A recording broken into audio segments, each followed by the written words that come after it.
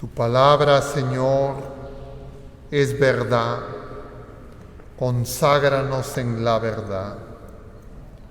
El Señor esté con ustedes. Lectura del Santo Evangelio según San Lucas. En aquel tiempo dijo Jesús a los discípulos una parábola. ¿Acaso puede un ciego guiar a otro ciego? ¿No caerán los dos en el hoyo? Un discípulo no es más que su maestro, si bien cuando termine su aprendizaje será como su maestro.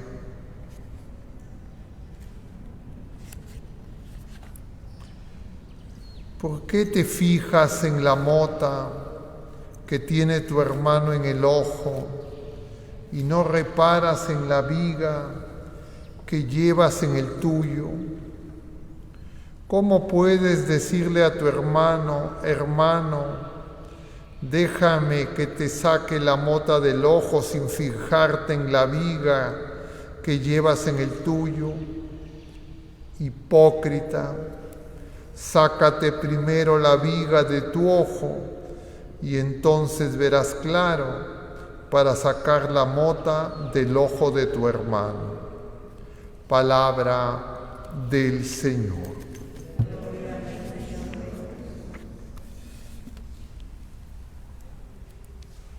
Muy queridos hermanos, estamos continuando la lectura del capítulo 6 del Evangelio según San Lucas,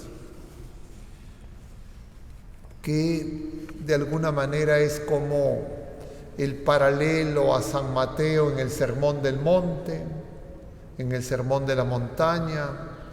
Esto es, diríamos, en San Lucas, el Sermón del Llano, porque en Mateo lo hace en una montaña, en un monte elevado.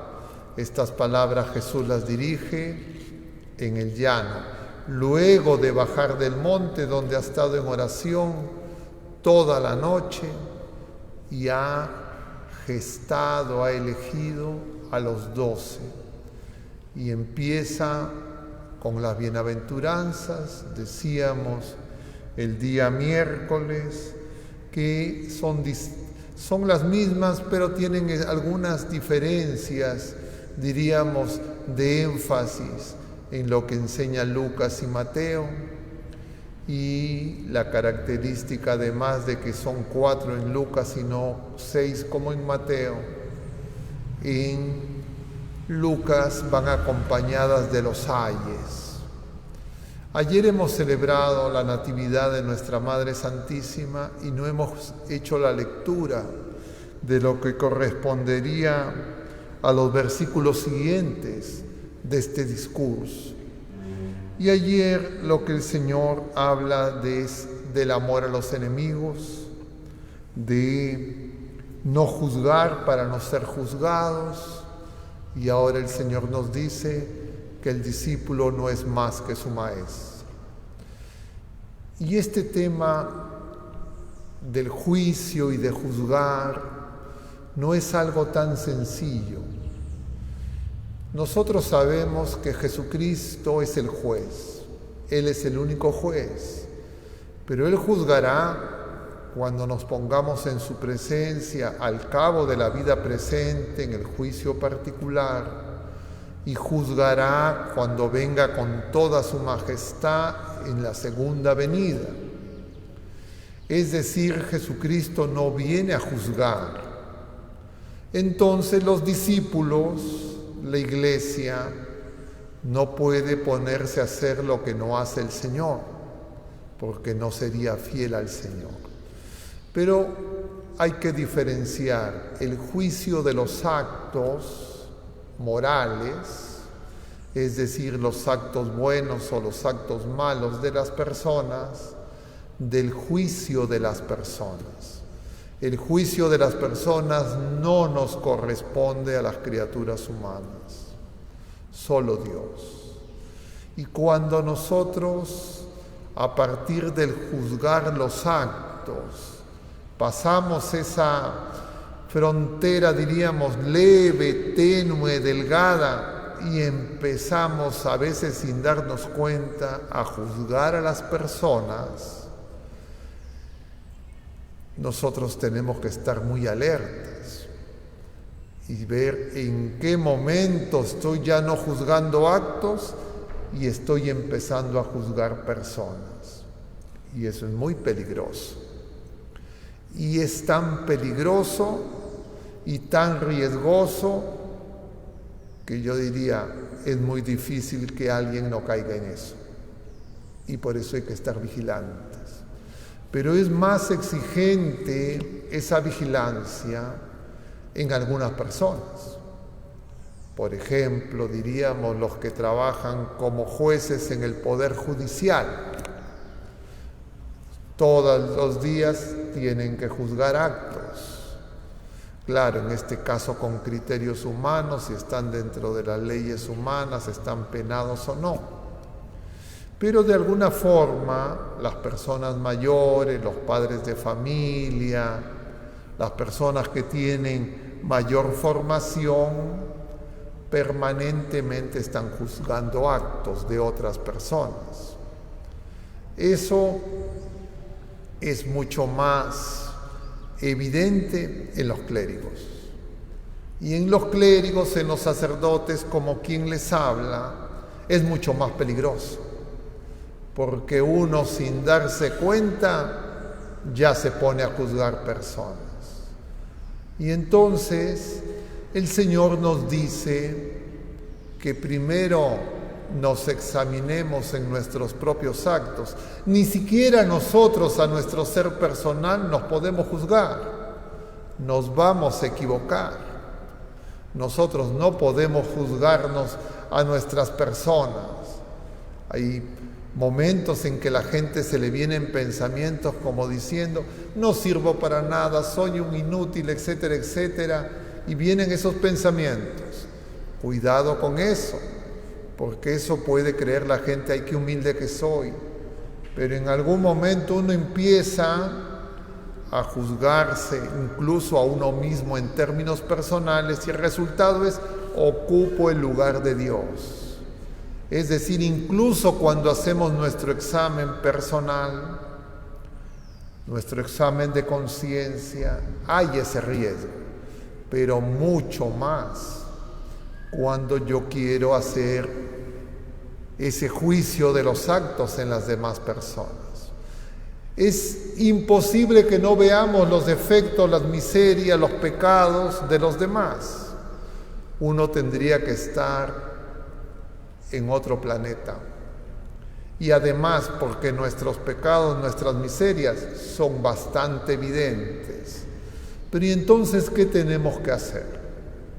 Si es que está en nuestras posibilidades, si es que nosotros creemos que eso va a ser un bien para las personas, si nosotros creemos que esas personas nos van a escuchar luego de estar en oración, hacemos lo que se conoce como la crítica fraterna.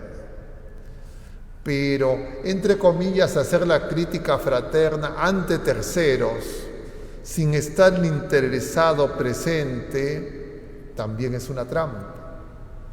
Y a veces caemos con mucha facilidad.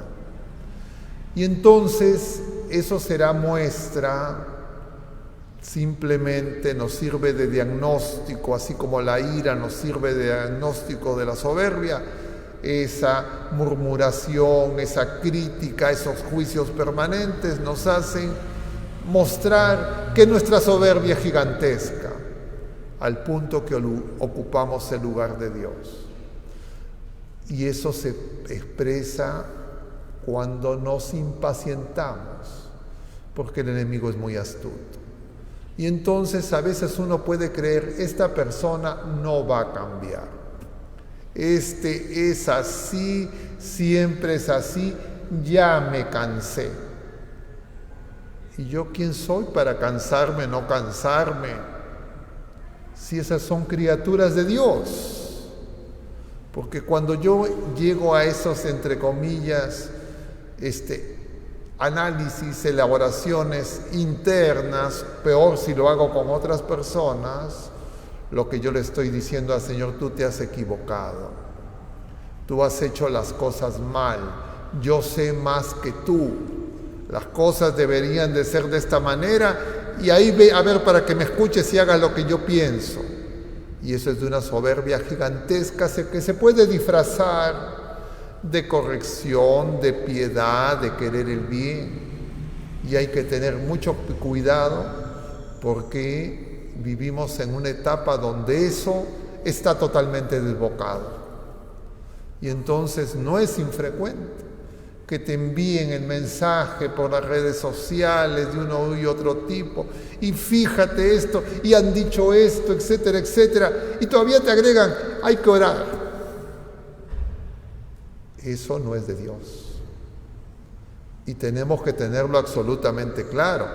Y tenemos que tener cuidado de que nosotros seamos, diríamos, los más entusiastas en ser los propagadores, entre comillas, de esas noticias. Eso no es buena noticia.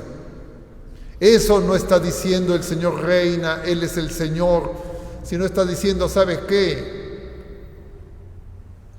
Se desentiende, no hace nada. Y es una alabanza al enemigo y al mal. Y entonces San Pablo nos dice: ay de mí si no evangelizo. Porque algunas personas pueden creer que evangelizar es dedicarse a hablar mal de los demás. Y claro, uno dice: pero mira qué terrible que está el mundo, y el mundo, y el mundo, y el mundo. O a veces aún peor, la persona, otro, incluso el gobernante. La política es ese, diríamos, deslizamiento a esa actitud. La farándula, todos estos programas donde se dedican a ventilar la vida personal de las personas, esos consejeros que aparecen en los radios, etcétera, en los medios de comunicación, nos van adoctrinando para que nosotros hagamos lo mismo. Y podemos creer que podemos hacer compatibles. Y la disculpa será: no es que yo quiero la verdad, es que yo soy muy estricto, es que yo soy fiel al Señor. Y resulta que soy tan fiel al Señor que ocupo su lugar. Soy tan fiel al Señor que creo que el Señor, en su paciencia, en su misericordia infinita, no hace nada, entonces yo lo voy a hacer por Él. Eso no nos pide el Señor. Y lo que nos pide el Señor es lo que de alguna manera San Pablo, que era justamente una persona que hacía eso porque los fariseos tenían esa, diríamos, esa miseria en alta concentración. Y entonces San Pablo dice algo que puede parecer contradictorio, porque San Pablo en otra parte nos va a decir que él no está sujeto al juicio de los demás, ni siquiera él mismo se juzga. Y ahora nos dice: ay de mí si no evangelizo, me hago todo en todos. ¿Y qué significa eso? Compadecer. Yo veo el pecado de alguien, terrible pecado, incluso que me afecta, yo tengo que ponerme en el lugar de esa persona, de cara a Dios. Y entonces hacer lo que el Señor hace es compadecerse. Y por eso el Señor nos enseña que hay que entender algo misterioso que nos es difícil de comprender. El pecado es una enfermedad. Si yo no veo el pecado como una enfermedad y simplemente lo veo como un problema moral, como una conducta, como un comportamiento, por supuesto que me va a irritar, por supuesto que me va a molestar. Y más cuando yo tengo que convivir, estar cerca de personas que lo ponen de manifiesto. Peor aún si tienen poder. peor aún si tienen autoridad, peor aún si usan ese poder de manera, diríamos, tiránica, porque para ser tirano no se necesita ser el emperador de la potencia. Uno puede ser tirano con el que está al costado, sin tener nada, y entonces se va desencadenando esa ruta, esa cadena de violencia que el Señor viene a detener. Y la única manera que nosotros podamos acogernos a esa vida nueva es contemplando la cruz de Cristo, en Jesucristo crucificado. Solo Él fue crucificado. Ninguno de sus apóstoles fue crucificado con Él. Solo Jesucristo. Y solo nuestra Madre Santísima de pie, es decir, entendiendo. Pero nuestra Madre Santísima no estuvo en la cruz. Nuestra Madre Santísima no nos ha redimido. Ninguna criatura nos puede redimir, solo el Señor. Y si nosotros no estamos vigilantes, de múltiples maneras el enemigo nos engaña y entonces nos deslizamos y creemos que somos muy cercanos y muy fieles, y ni siquiera eso nosotros podemos juzgar. Ni siquiera nosotros podemos decir que tenemos fe, ni siquiera nosotros podemos decir que tenemos caridad, esperanza. Solo el Señor lo sabe.